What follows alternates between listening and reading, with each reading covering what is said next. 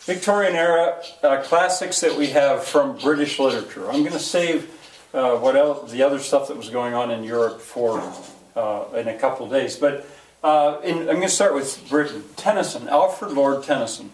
He was a poet. He was the poet laureate after Wordsworth, I think.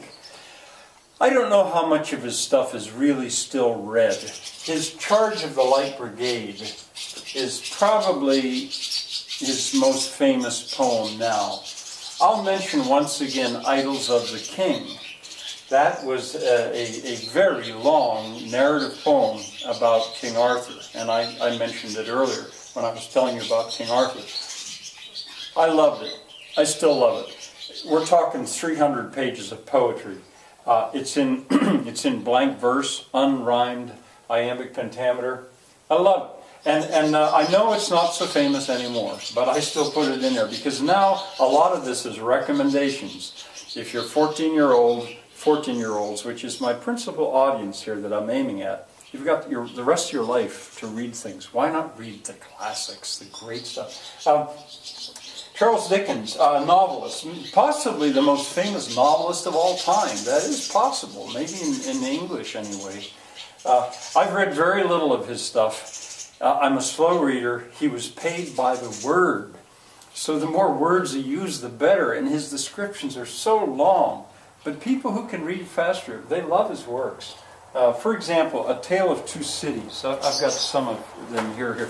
A Tale of Two Cities. Now, I did read this. It has a very famous opening sentence. It was the best of times. It was the worst of times.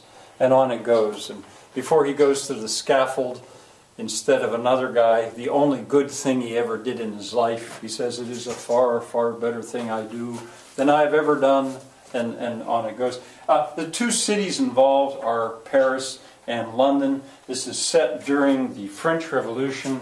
There is the guillotine behind him. I liked it, but as I say, it's a burden for me being a slow reader. A Christmas Carol is quite short. Has Scrooge in it, The Ghost of Christmas Past. Not a favorite of mine, but it's done again and again in many ways at Christmas time. Great Expectations. Here we have Great Expectations in a more modern version of these classics illustrated. David Copperfield. These are really famous, and I do, when I was a kid, I loved these classics illustrated. You probably can't see that list, but I so much wish I'd ordered every single one of them. I could have had them for 15 cents a piece. They were 15 cents there. Later, a quarter. By the time they reissued them, they were like $4 a piece. But all right, and then Oliver Twist. Well, there's Oliver Twist, and from this we get Oliver, the musical.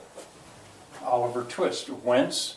A quick way to say from where we get, or from where comes, Oliver. Kids usually know that. They usually know about the chimney sweep, and I'll ask them, what did Oliver ask for at the orphanage? And the kids usually know. He asked for more food. So they know that some. And when I teach through this, I don't just lay it out like I'm doing now. What I would do would be, I'd say, for example, what's the name of the Dickens novel that has the Ghost of Christmas Past in it? And then the kids would be excited because they know it. Here I might say, can anyone name the book that we get that famous pirate, Long John Silver, in, or something like that? Trying to show always that these are classics. The students, there'll be some students usually who know a lot of this stuff, and other kids will just stare at them in amazement. But it's a steady proof that this is part of our world. We still treasure these. Treasure Island, Long John Silver, he's a rogue hero. I suggested young Hawkins gets involved in pirates. A sort of a very similar book in my mind is Kidnapped, once again a boy involved with pirates. And Robert, I don't know if I spelled Lewis right, Robert Louis Stevenson, I think he was regarded as a good writer for boys to read, young boys to read. It was good for you to read his work. But then Dr. Jekyll and Mr. Hyde, that's different. There's a story about that. He wrote this in 3 days, intensely writing, and showed it to his wife, and she was so horrified at this that he thought he'd done a bad thing. Let's call it improper. And he threw the one and only copy, the manuscript, into the fire and destroyed it. Later he was sorry. He thought that was actually a good work, and he wrote the whole thing again, once again, in 3 days. I think that that's true. I don't believe I would make that up. What was so horrible about it, and I don't know if there's one L or two here, is that it deals with schizophrenia. It's the first famous treatment of schizophrenia in literature that I know of. It's famous anyway. In the daytime, this man was a gentle, kind doctor, Dr. Jekyll. But at night, he turned into a murderer, Mr. Hyde, who roamed the streets and parks of London. And then schizophrenia, of course, has gone on to be a very popular subject since. All right, that's it for today. Oh, I know. No video tomorrow. Tomorrow is May 1st, May Day. I protest that the United States does not observe May Day, and I do. I usually would not skip school, I would take a day off school on May Day, and I'd tell the students exactly what I was doing. I intend to enjoy the month of May.